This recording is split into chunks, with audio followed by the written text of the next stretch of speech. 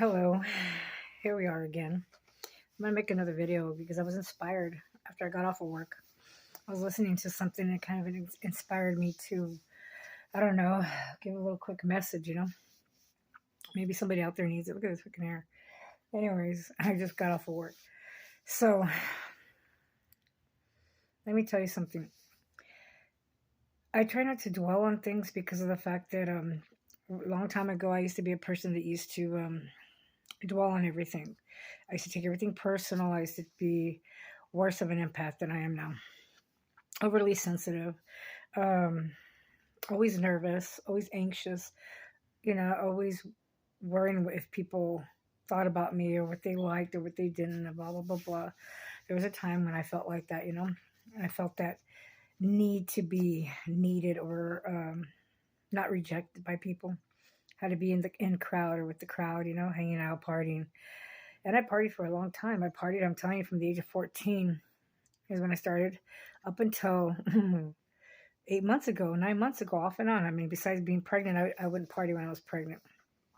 And I didn't party around my children. So there would be like weekends and stuff like that. My time off, like friends and my sister, I'd go out with one of my sisters.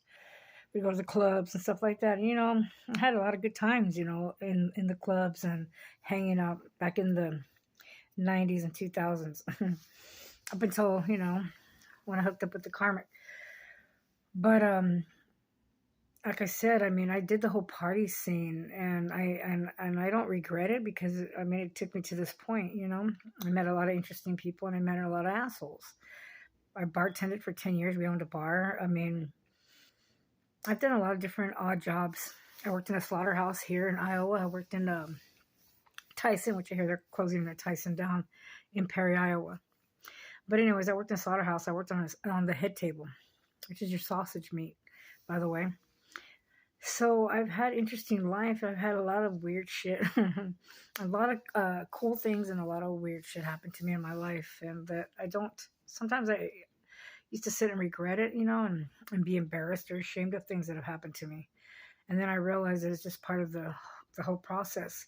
It's just part of life. And, sometimes we have to do shitty jobs, and sometimes we have to do things that are unheard of, or like people are going to judge, it's like, but you don't, at this point, who cares, right? Because to me, when you're trying to support yourself and live a life, you got to do what you got to do.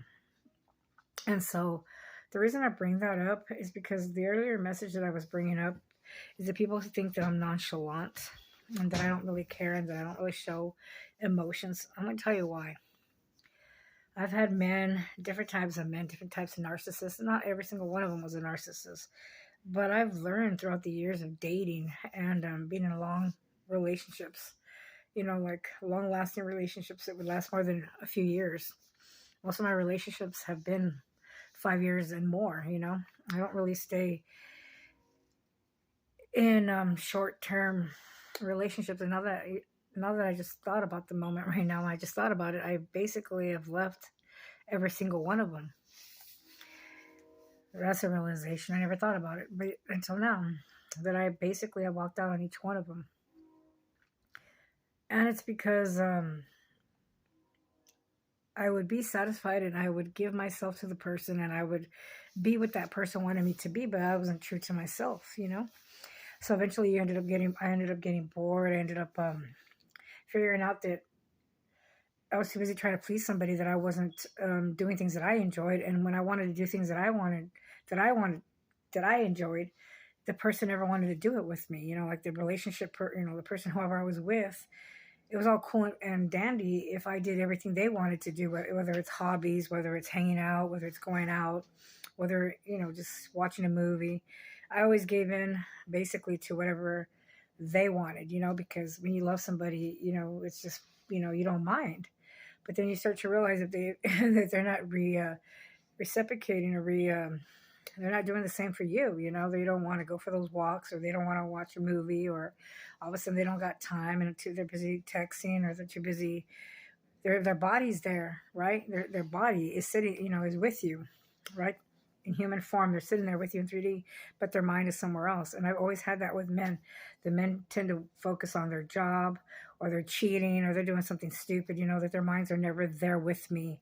Like at the moment, in that moment, we're really like interacting, really paying attention to one another. And so I hated competing for attention. After a while, I get bored with relationships like that. Like if a person makes me have to compete for their attention, or compete for their love, or compete for any fucking thing, then I don't want it. That's the easiest way to lose me. It's the easiest way for me to walk out on the relationship and just say, fuck this shit. I'm out of here, man.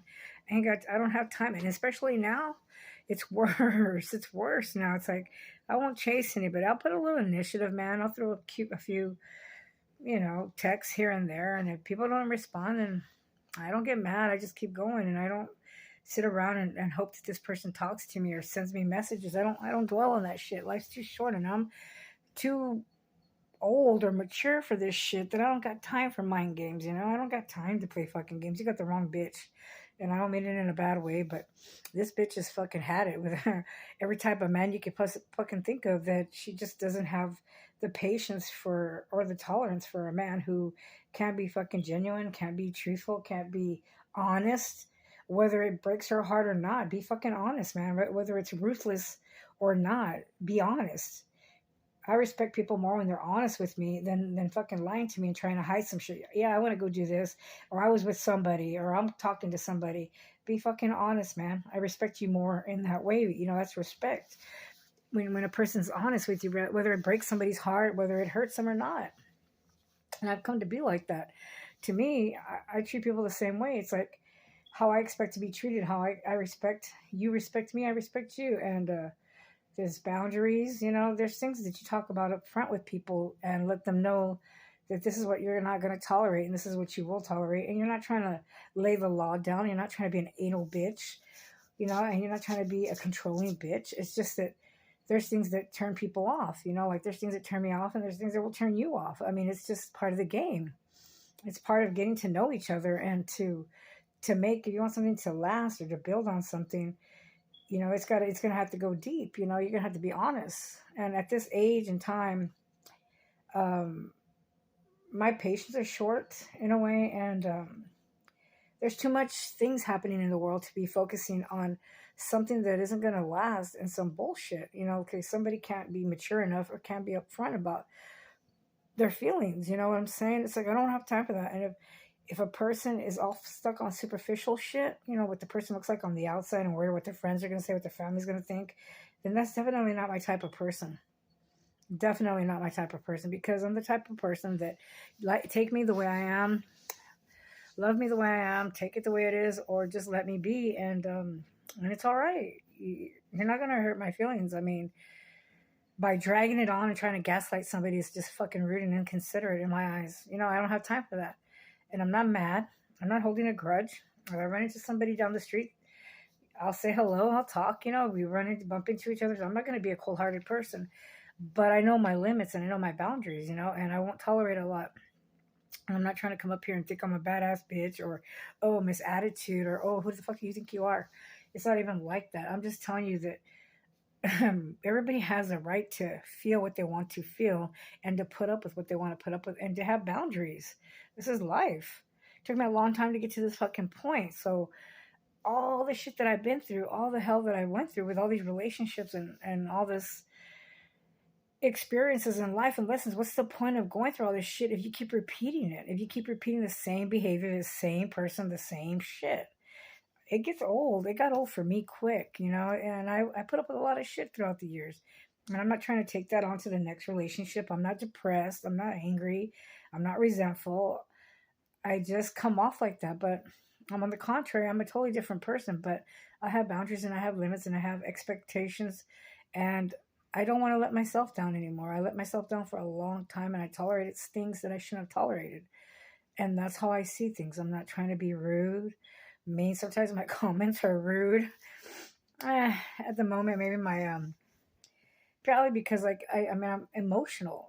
That's what happens when your senses are so heightened, and you're an empath, and you're constantly emotionally healing from emotional defects from growing up in a really dysfunctional family. But hey, I don't make excuses. I'm not here to make excuses. I'm not here to be your teacher. I'm not here to be your mother. I'm not here to be anything else but a friend.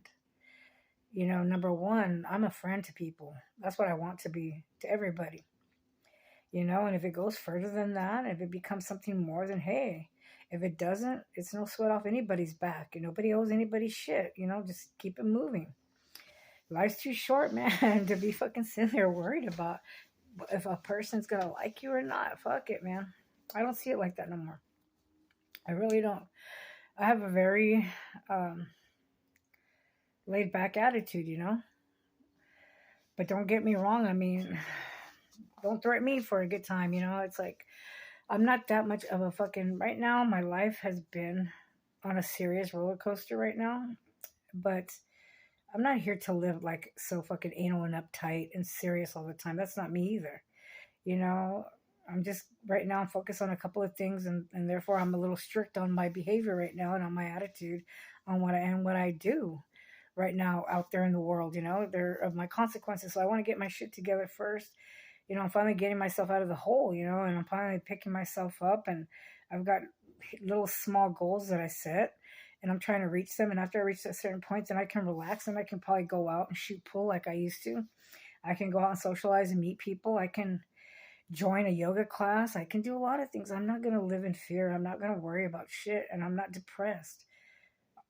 The contrary, And so this message is for anybody out there that struggles and with certain things, relationships are hard, they're hard. And by not being honest with one another and not being true, genuinely yourself, it makes it even worse, more complicated when it doesn't need to be that complicated. People make it complicated, and friends and people around you make it complicated. So you got to make your own decisions, man. Another thing, I wanted to give a message to somebody, because somebody keeps leaving messages, and I don't know if this is what is true or not from what I'm hearing out there in the graveyard, in the what is the fucking thing I was gonna say?